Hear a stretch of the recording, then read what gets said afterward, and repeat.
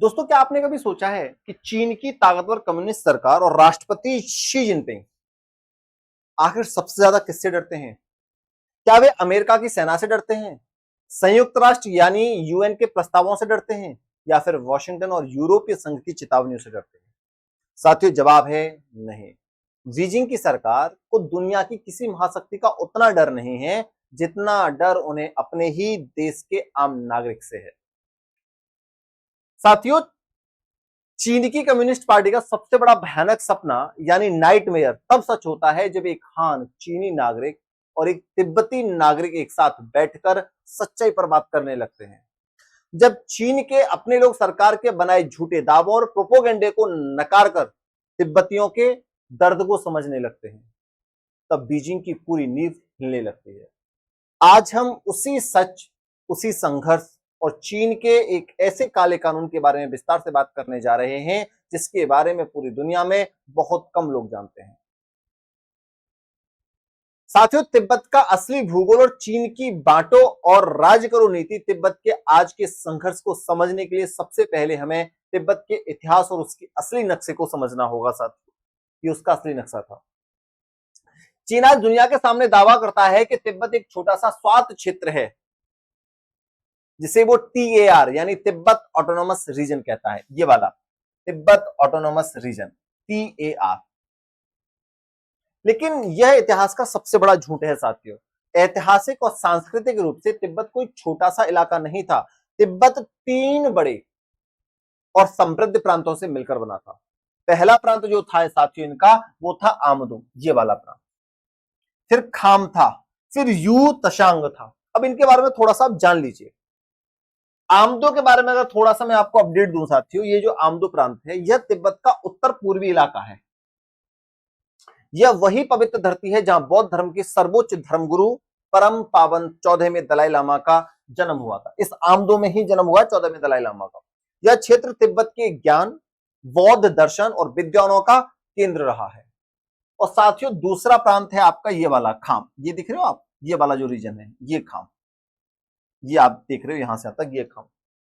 खाम अपने विशाल पहाड़ों, जंगलों और सबसे बढ़कर अपने बेहद निडर और बहादुर योद्धाओं, जिन्हें खम्पा कहा जाता है, के लिए जाना जाता है। जब चीन ने तिब्बत पर हमला किया था तब खम्पा योद्धाओं ने, यहां पर मिलते हैं खम्पा योद्धा ने ही अपनी मातृभूमि के लिए सबसे लंबा और कड़ा संघर्ष लड़ा था।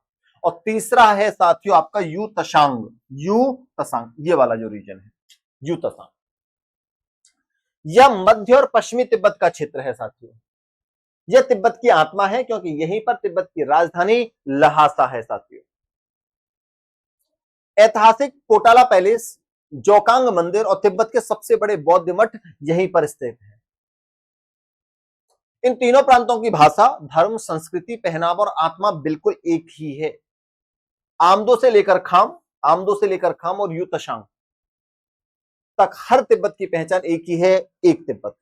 लेकिन जब 1950 के दशक में चीन ने तिब्बत पर अवैध कब्जा कर लिया तो उसने तिब्बतियों की उस ताकत और एकजुटता को तोड़ने के लिए डिवाइड एंड रूल यानी बांटो और राज करो, जो अंग्रेज करते थे भारत में आके, का खेल खेला। चीन ने बड़ी चालाकी से नक्शे पर नई रेखाएं खींच दी। उसने केवल यू तशांग क्षेत्र का नाम तिब्बत स्वायत्त क्षेत्र TAR रखा और दुनिया को यह दिखाया कि बस यही तिब्बत है।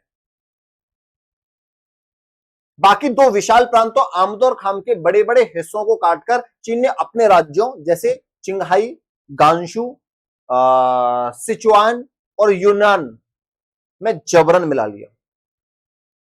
चीन का मकसद साफ था, तिब्बतियों को अलग अलग राज्यों में बांट दो ताकि वे कभी एक होकर अपनी आजादी की मांग ना कर सके। लेकिन सच यह है कि नक्शे पर खींची गई सरकारी रेखाएं कभी किसी कौम की सांस्कृतिक आत्मा को अलग नहीं कर सकती हैं। साथियों, अच्छा, ये तो आप सभी लोगों को पता ही होगा, चाइना का जो एथनिक यूनिटी लॉ है, इसके लिए ये तो आप सभी लोग जानते ही होंगे, black law, the black law, ये जो इन्होंने जारी किया था। थोड़ा सा मैं इसके बारे में अपडेट देता हूं, फिर एक लेटेस्ट खबर निकल के आ रही है, वो जानना बहुत जरूरी है। एथनिक यूनिटी लॉ, संस्कृति को मिटाने की कानूनी साजिश। अब बात करते हैं उस कानून की जिसने तिब्बतियों के वजूद पर सबसे बड़ा हमला किया है। साथियों 1 जुलाई 2026 से चीन की सरकार ने एक बेहद सख्त और दमनकारी कानून लागू किया है जिसका नाम रखा गया है promoting ethnic unity law, unity and progress law, यानी जातीय एकता और प्रगति संवर्धन कानून। सुनने में ना बहुत सुंदर लगता है कि सरकार एकता और प्रगति की बात कर रही है, लेकिन इस कानून के पन्नों के पीछे तिब्बत की सदियों पुरानी भाषा, धर्म और संस्कृति को कानूनी तरीके से हमेशा हमेशा के लिए मिटाने की साजिश छिपी है। कुछ मुख्य धाराएं हैं जो मैं आपको गहराई से समझाना चाहता हूं साथियों, वो थोड़ा सा देख लीजिए। अगर मैं धारा 15 की बात करूं, यहां मैं कुछ धारा लिख के लाया हूं जो ज्यादा इंपॉर्टेंट है। प्ले स्कूल से चीनी मंदारिन भाषा अनिवार्य करना, मतलब इसका रियल इंपैक्ट क्या है, असली मकसद क्या है? मातृभाषा पर ताला, तिब्बती बच्चों को उनके इतिहास और धर्म ग्रंथों से पूरी तरीके से काटना। ये है आपका धारा 15 में इस लॉ के अंदर। और इस लॉ के अंदर मैं धारा 20 और 58 की बात करता हूं तो माता पिता बच्चों को सीसीपी से प्यार करना सिखाएं। सीसीपी से, ओहो देख रहे हो आप, मतलब बेडरूम में जासूसी, घर में बौद्ध धर्म या दलाई लामा का इतिहास सिखाने पर माता पिता को जेल भेज दिया जाएगा। यह है इनकी औकात। साथियों जो आपका ये धारा 15 है, इसका मतलब क्या है पता है आपको? तिब्बती भाषा संरक्षित रहेगी, लेकिन यह सिर्फ कागजी दिखावा है। व्यवहारिक रूप से तिब्बती भाषा को स्कूलों और सरकारी दफ्तरों से पूरी तरह बाहर कर दिया गया है। जब 3-4 साल का तिब्बती बच्चा अपनी माँ की गोद से निकलकर स्कूल जाएगा और केवल चीनी भाषा पढ़ेगा तो वह अपनी मूल भाषा, अपने धर्म ग्रंथों और अपने इतिहास से पूरी तरह कट जाएगा। चीन बिना बंदूक चलाए पूरे आने वाली पीढ़ी की पहचान को बदलना चाहता है। अगर मैं अभी ये बात कर रहा था ना आपको धारा 20 और 58 की, घर और परिवार के अंदर सरकारी कब्जा, यह धारा इतनी खतरनाक है कि यह आपके घर के बेडरूम और संस्कार देने की आजादी तक में घुस जाती है। साथियों सेक्शन जो 20 है आपका, माता पिता पर कानूनी रूप से यह जिम्मेदारी डालती है कि वे अपने घर के अंदर बच्चों को चीनी कम्युनिस्ट पार्टी सीसीपी और चीनी राष्ट्र से प्यार करना सिखाएं। और धारा 58 क्या सिखाती है? इसमें लिखा है कि अगर कोई माता पिता अपने बच्चे को चीनी कम्युनिस्ट पार्टी की विचारधारा के खिलाफ कुछ भी सिखाते हैं, जैसे बौद्ध धर्म की शिक्षाएं, तिब्बत का इतिहास या दलाई लामा का सम्मान, तो इसे जातीय एकता को तोड़ने वाला अपराध माना जाएगा। ये साफ साफ धारा 58 में लिखा है। क्या आप इस चीज को सपोर्ट करेंगे? कमेंट बॉक्स में अपनी राय जरूर दीजिएगा और चैनल को सब्सक्राइब करना ना भूलें साथियों। यानी अब तिब्बती माँ बाप अपने ही बच्चों को अपने संस्कार नहीं दे सकते, वरना सरकार उन्हें जेल में डाल देगी। ये अन्याय नहीं है तो क्या है? आप लोग कमेंट बॉक्स में जरूर बताइएगा। इस अन्याय के खिलाफ आवाज उठानी चाहिए और इसीलिए तिब्बत के लोग अब दुनिया में हर जगह हर कोने पर अपना प्रोटेस्ट कर रहे हैं, वो भी कानूनी तरीके से आत्मदाह कर रहे हैं। 160 प्लस लोग अब तक आत्मदाह कर चुके हैं। समझ रहे हो इसकी कितनी बड़ा बलिदान होता है। और अभी मैं आपको धारा ये जो 22 और 24 है इसके बारे में बताना चाहता हूं। बस्तियों का विनाश और डिजिटल जासूसी, इन धाराओं के जरिए चीन की सरकार स्थानीय प्रशासन को यह आदेश दे रही है कि वे मिश्रित बस्तियां, इंटर एम्बेडेड कम्युनिटीज बनाएं। इसका मतलब है कि जहां तिब्बती लोग एक साथ रहते हैं उस इलाके की प्लानिंग बदलकर वहां बाहर से चीनी हान लोगों को बसाया जाएगा कि वो एक साथ मिलकर भी ना रह पाए। कि इनके सेक्शंस में लिखा है वो जो कानून लिखे हैं। तो तिब्बतियों के मोहल्लों को तोड़ा जाएगा ताकि वे एक जगह इकट्ठा ना रह सके। जब तिब्बती लोग एक साथ नहीं रहेंगे तो वे न अपने त्योहार मना पाएंगे, न अपनी परंपरा निभा पाएंगे और ना ही एकजुट होकर किसी भी जुल्म का विरोध कर पाएंगे। साथियों इसके साथ ही एक हाईटेक डेटा शेयरिंग और सर्विलांस सिस्टम बनाया गया है। सबसे खतरनाक चीज है जिससे हर तिब्बती नागरिक की हर एक लोकेशन और गतिविधि पर 24 घंटे नजर रखी जा रही है। अरे भैया इतना गंदा प्रोपेगेंडा चल रहा है कि मेरे तक धमकियां दी जा रही हैं। पता नहीं कौन सा प्रोपेगेंडा है। हम अपनी बात भी नहीं रख सकते। हम अपने लोकतांत्रिक देश में रहते हैं भाई, ऐसे मतलब ये क्या चलेगा? लोबगा रंगजेन का सर्वोच्च बलिदान और 49 दिनों का सच चीन के इसी भयानक और दमनकारी जो ये कानून लेके आए एथनिक यूनिटी लॉ के विरोध में एक ऐसी घटना घटी जिसने पूरी दुनिया के तिब्बतियों को झकझोर कर रख दिया। साथियों अभी की लेटेस्ट खबर मैं आपको बता रहा हूं कि अभी इन्होंने क्या किया है। आप देखिए 2 जुलाई 2026 को 52 वर्षीय तिब्बती नागरिक लोबगा रंगजेन ने न्यूयॉर्क में यूएन मुख्यालय के बाहर आत्मदाह सेल्फ इमोलेशन कर लिया था। साथियों ये न्यूज आप लोगों ने सभी लोगों ने पढ़ी होगी। मतलब उन्होंने अपनी देह को आग इसलिए लगाई ताकि सोई हुई दुनिया चीन के इस नए दमनकारी कानून को देख सके। अब उनके निधन के 49 दिन पूरे हो रहे हैं। तिब्बत बौद्ध परंपराओं में बारदों काल यह आत्मथा सिर्फ एक विरोध नहीं बल्कि अंधकार में जलती हुई एक मिसाल है साथियों। अब देखो क्या हुआ, ये जो चीज मैं आपको बताने जा रहा हूं इसको थोड़ा सा आप सीरियसली लेना साथियों। तिब्बती बौद्ध परंपरा में किसी व्यक्ति के निधन के बाद 49वें दिन का बहुत गहरा आध्यात्मिक महत्व माना जाता है। बौद्ध मान्यताओं के अनुसार मृत्यु के बाद इन 49 दिनों, जिसे बारदो काल कहा जाता है, में आत्मा अपनी नई यात्रा की ओर बढ़ती है। आज लोबगा रंगजेन के उस सर्वोच्च बलिदान के 49 दिन पूरे हो रहे हैं। आज दुनिया भर में फैले तिब्बती और मानवाधिकार समर्थक उन्हें याद कर रहे हैं। लोबगा रंगजेन का आत्मदाह सिर्फ एक विरोध नहीं था बल्कि वह चीन की दमनकारी नीतियों के खिलाफ जलती हुई एक ऐसी मिसाल थी जिसने अंधकारों में घिरे तिब्बत के मुद्दे को एक बार फिर दुनिया के पटल पर लाकर खड़ा कर दिया। साथियों, दो बहादुर हान चीनी नागरिक, लेकिन इस पूरे काले दौर में जहां एक तरफ चीन की सरकार जुल्म ढा रही है, वहीं दूसरी तरफ उम्मीद की एक बहुत खूबसूरत और साहसी किरण दिखाई दी। और यह किरण खुद चीन के अंदर से आई है साथियों। ये जो चीज मैं आपको दिखाना चाहता था खुद चीन के अंदर से आई है। अक्सर दुनिया को लगता है कि चीन सभी हान नागरिक तिब्बतियों के खिलाफ हैं या वे सरकार के प्रोपेगेंडा पर अंधा विश्वास करते हैं, लेकिन ऐसा नहीं है साथियों। चीन के अंदर ऐसे लोग भी हैं जो सच को जानते हैं और उस सच के लिए अपनी जान और आजादी दांव पर लगाने को तैयार हैं। आज हर किसी को दो चीनी नागरिकों के नाम याद रखने होंगे। पहला है साथियों आपका ये वाला नाम, जांग यादी। ये शकल आप थोड़ा सा देख सकते हैं।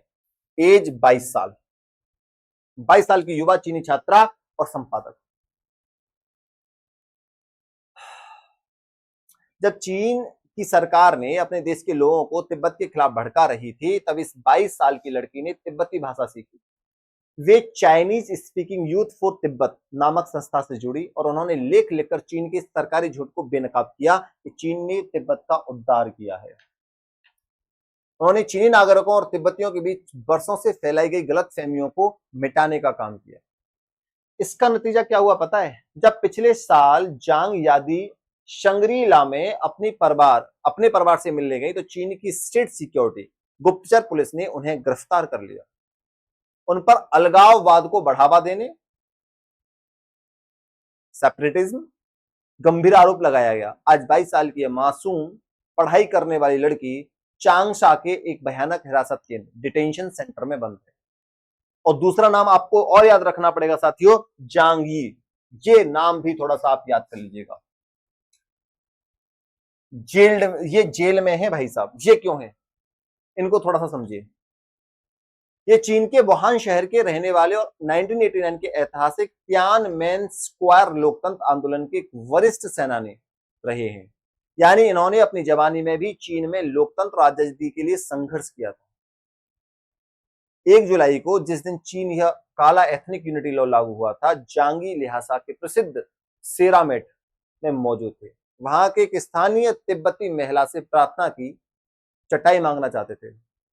भाषा अलग होने के कारण जब बात नहीं बनी तो जांग यी ने अपने मोबाइल फोन की स्क्रीन निकाली और उस महिला को परम पावर दलाई लामा की एक तस्वीर दिखाई। सिर्फ अपने फोन में दलाई लामा की एक फोटो दिखाने की जुर्म में चीनी पुलिस ने जांग यी को उसी वक्त ल्हासा के उस पवित्र मठ से गिरफ्तार कर लिया। उन पर भी देश को तोड़ने और अलगाववाद का आरोप लगा दिया गया और आज वे ल्हासा की जेल में सड़ रहे हैं। सोचिए, एक 22 साल की लड़की का एक लिखा हुआ लेख और एक बुजुर्ग व्यक्ति के फोन में रखी एक तस्वीर। आखिर चीन की इतनी विशाल सरकार, जिसके पास दुनिया की सबसे बड़ी सेना है, वो एक लेख और एक फोटो से इतना क्यों डर जाती है? चीन इसलिए डरता है क्योंकि वह जानता है कि उसकी पूरी सत्ता झूठे, सेंसरशिप और प्रोपोगेंडा की नींव पर टिकी है। चीन को अमेरिका, यूरोप या संयुक्त राष्ट्र के कागजी प्रस्तावों से डर नहीं लगता। चीन को डर लगता है कि जब 1.4 अरब चीनी नागरिकों को तिब्बत का असली सच पता चल जाएगा तो उसकी सेंसरशिप की विशाल दीवार ढह जाएगी। जब चीन के हान नागरिक और तिब्बती नागरिक एक साथ हाथ मिलाकर खड़े होंगे तो कम्युनिस्ट पार्टी का एक छत्र राज खत्म हो जाएगा। लोबगा रंगजेन ने अपनी मातृभूमि की आजादी के लिए अपने प्राण न्यौछावर कर दिए। 22 साल की जांग यादी ने अपनी जवानी और आजादी गंवा दी। जांग यी ने अपनी बची हुई जिंदगी जेल की सलाखों के पीछे डाल दी। इन लोगों ने अपना काम कर दिया है। अब यह हमारी और आपकी जिम्मेदारी यह है कि हम उनके इस बलिदान को व्यर्थ न जाने दें। चीन की सरकार चाहती है कि दुनिया इन नामों को भूल जाए, लेकिन हमारा कर्तव्य है कि हम इनकी आवाज को पूरी दुनिया में गूंजने दें। तिब्बत की आजादी और चीन में लोकतंत्र की आजादी का रास्ता एक ही है, और वो रास्ता है सच्चाई, इंसानियत और बिना किसी डर के सच बोलने का साहस। अगर आपको लगता है कि तिब्बत का यह संघर्ष, लोबगा रंगजेन का बलिदान और जांग यादी या जांग ई की यह निडर कहानी दुनिया के हर इंसान तक पहुंचनी चाहिए, तो इस बात को ज्यादा से ज्यादा लोगों तक पहुंचाएं। लोबा रंगजेन, हम आपके बलिदान को हमेशा याद रखेंगे। जांग यादी, जांग जी, हम आपके सही सलामत घर लौटने का इंतजार करेंगे। फ्री तिब्बत। धन्यवाद साथियों, चैनल को सब्सक्राइब जरूर करिएगा और कमेंट बॉक्स में अपनी राय जरूर दीजिएगा। धन्यवाद।